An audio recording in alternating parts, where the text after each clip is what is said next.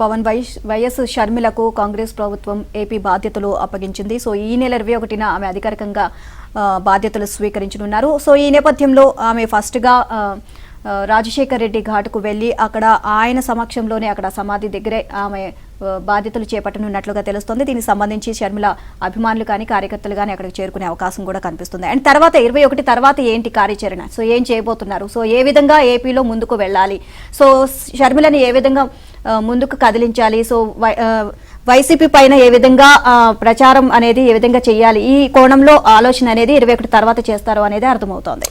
చూస్తే రాష్ట్ర కాంగ్రెస్ అధ్యక్షురాలిగా వైఎస్ షర్మిల ఈ నెల 21న బాధ్యతలు స్వీకరించనున్నట్లు తెలిసింది. ఇడుపులపాయలో తన తండ్రి వైఎస్ రాజశేఖర్ రెడ్డి సమాధి చెంత ఆమె పీసీసీ పగ్గాలు చేపడతారని సమాచారం. వైఎస్ అనుచరులు అభిమానులు పెద్ద ఎత్తున అక్కడకు చేరుకుని ఆమెకు మద్దతు పలకనున్నారు. రాష్ట్ర కాంగ్రెస్ ఇన్ఛార్జ్ మణికం ఠాకూర్ ప్రత్యేక అతిథిగా హాజరవుతారు.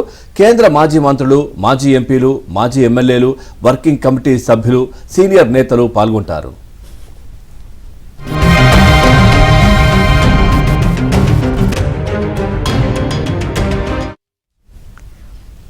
రాష్ట్ర విభజనతో ఆంధ్రాలో నామరూపాలు లేకుండా పోయిన కాంగ్రెస్ లో జవసత్వాలు నింపేందుకు ఆ పార్టీ అగ్ర నాయకత్వం ప్రయత్నాలు చేస్తోంది.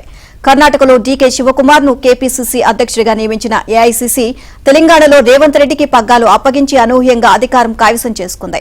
ఇప్పుడు ఆంధ్రాలో పుంజుకోవడానికి వైఎస్ కుమార్తెను బరిలోకి దించుతోంది. తమ ఓటు బ్యాంకు అయిన ఎస్సీ ఎస్టీలు మైనార్టీలతో పాటు రెడ్డి సామాజిక వర్గాన్ని కూడా తిరిగి తన వైపు లాక్కునేందుకు జగన్ చెల్లెల్నే మోహరిస్తోంది.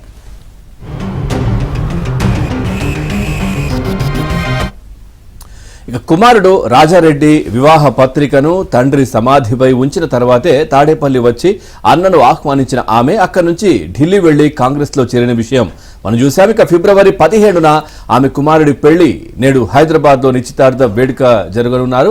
ఇక రేపు రాష్ట్రానికి చెందిన కాంగ్రెస్ ముఖ్య నాయకులు తన తండ్రి అనుచరులతో సమావేశమవుతారు. 21న ఇడుపులపాయలో బాధ్యతలు స్వీకరిస్తారని పీసీసీ వర్గాలు తెలిపాయి. ఆ తర్వాత ఆమె తన కార్యాచరణ ప్రకటించి నేరుగా ప్రజల్లోకి వెళ్తారని తెలుస్తోంది.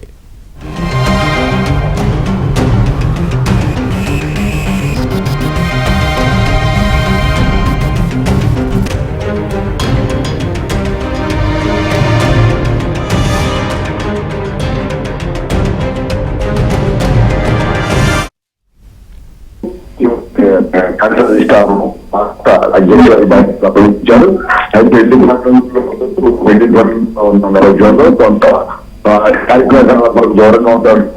కూడా ఆమె ఎన్నికలు సమీపొస్తుంటే స్థాయిలో సిద్ధం చేయాలని కూడా భావించారు. అందులో భాగంగా రేపు 21వ మంచి రోజు కావడంతో ఆ రోజు అధికారికంగా మైకులు స్వీకరించనున్నారు.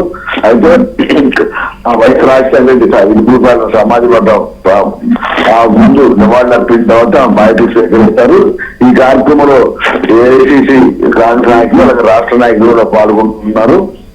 అయితే మొత్తం రాష్ట్ర వ్యాప్తంగా ఆమె పర్యటన ఉందని ఇప్పటికే క్లాస్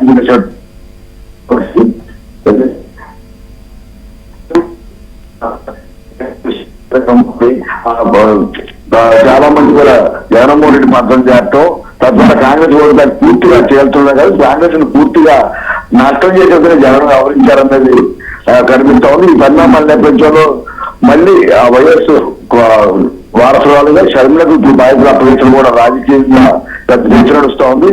అన్నకు తగ్గ చెల్లని గతంలోనే నిరూపిస్తున్నట్టు